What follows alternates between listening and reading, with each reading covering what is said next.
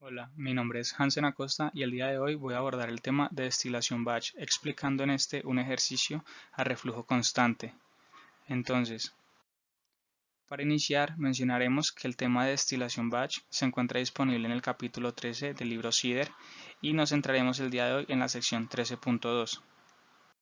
En esta sección encontraremos desarrollado el balance molar, el cual ha sido expresado a través de la ecuación 13.1 y en el cual tendremos que considerar el flujo de destilado, la composición del destilado, las moles de líquido remanente junto con su composición.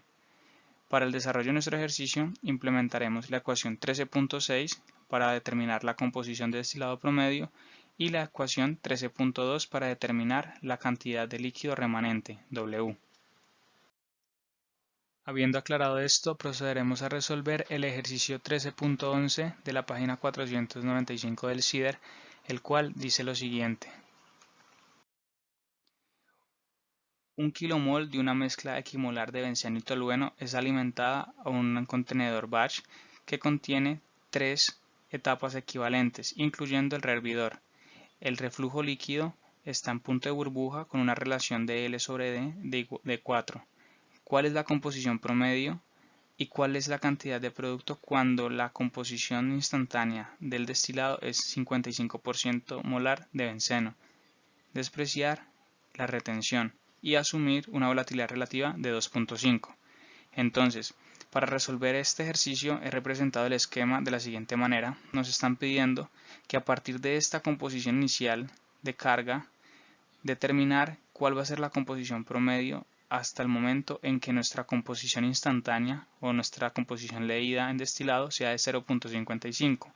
Tendremos dos etapas de platos correspondientes y una tercera, la cual es asociada o hace referencia con respecto al rehervidor, que nos lo indican en este paréntesis. Adicionalmente nos han dado la tasa de reflujo, R, y nos han dado la volatilidad relativa. Entonces, para continuar, hemos representado el equilibrio a partir de la volatilidad relativa que nos suministró el enunciado y lo comparamos con unos datos experimentales de la mezcla benceno-tolueno, viendo que el comportamiento se aproxima de manera adecuada o conveniente en este caso.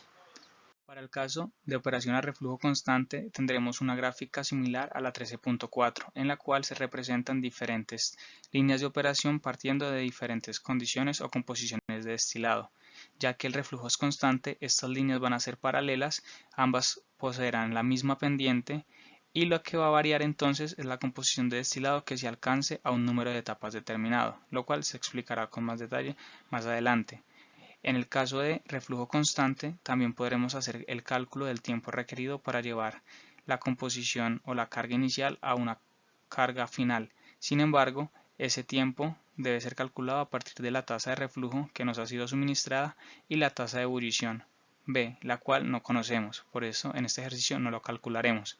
Lo que sí podemos calcular es entonces la composición promedio de destilado y para ello necesitamos conocer de manera previa la carga final que se logra a través del proceso de destilación. Para determinar la carga W a la que llega nuestro sistema, primero debemos determinar las composiciones las composiciones de destilado que van a tomar o van a verse reflejadas en el proceso de destilación.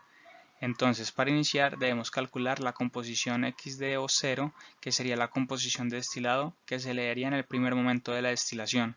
Para determinar esta composición tendremos que hacer un ensayo y error a partir de diferentes composiciones de destilado. La manera en que se resuelve es aplicando o suponiendo diferentes condiciones de destilado XD y trazando entonces la curva de operación a partir de la tasa de reflujo que conocemos. Al hacer el trazado de la línea de operación para un XD propuesto, tendremos entonces que hacer el conteo de etapas. Al hacer el conteo de etapas, debemos cumplir que nuestra condición en la tercera etapa, ya que el ejercicio o el enunciado nos decía que el sistema estaba operando con 3 etapas, la composición a la tercera etapa debe corresponder a nuestra composición de carga, que sería el XW0, en este caso 0.5. Al hacer el trazado con una composición de destilado aproximadamente 0.77, vemos que la composición de carga para esa XD supuesta no es la de la carga o del enunciado inicial 0.5, por lo tanto procedemos a trazar otra condición de destilado otra curva de operación a otra condición de destilado, como se muestra a continuación, y procedemos a hacer el conteo de etapas. Al hacer el conteo de etapas, vemos que nuestra tercera etapa no está en el valor que necesitamos. Entonces, se debe seguir haciendo este ensayo y error para diferentes valores de XD entre la composición inicial que propusimos y la composición final que propusimos. Al final, vemos que la composición de destilado para el primer momento de operación es de 0.91, cumpliendo entonces que a la tercera etapa tengamos la carga inicial del proceso. Ya conociendo nuestra carga de destilado inicial, procederemos entonces a calcular los siguientes valores de XD involucrados hasta llegar a un valor de XD de 0.55. Este cálculo de valores intermedios de XD lo haremos entonces entre el XD inicial que hemos calculado previamente y el XD final que nos proponía el ejercicio de 0.55. Tomaremos diferentes puntos dentro de estos extremos, los cuales nos permitirán calcular el valor de la integral. Esta integral no puede ser resuelta analíticamente debido a que y de menos xw varía en cada instante de tiempo. Entonces, para calcular su valor tenemos que conocer diferentes valores de y equivalentes a xd y hacer entonces la operación con su respectivo xw, como se muestra en este lado de la tabla. En nuestra ecuación tendremos el valor de nuestra carga inicial, 1 kmol, y tendremos de incógnita el valor de W, que es el que queremos determinar.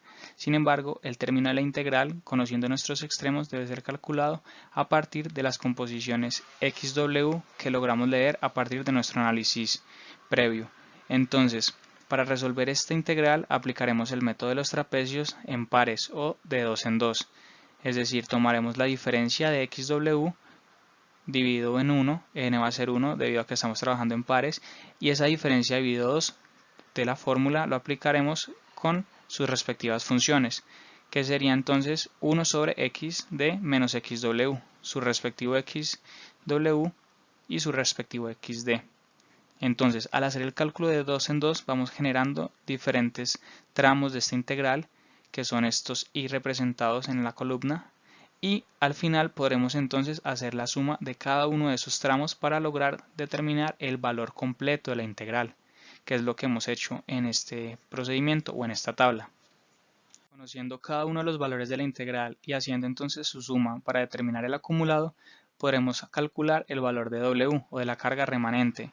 Para este cálculo tendremos en cuenta que la composición o la carga está viéndose reducida y su composición también, por lo tanto vamos a tomar el valor del acumulado de manera negativa, y con ese cálculo o teniendo en cuenta esa consideración determinamos que el remanente es de 0.4516 kmol. Adicionalmente podremos determinar el destilado que ha salido o se ha habido, digamos, extraído del proceso, restando la carga inicial menos el W que permanece en el sistema. Eso nos da un valor de 0.5484 kmol.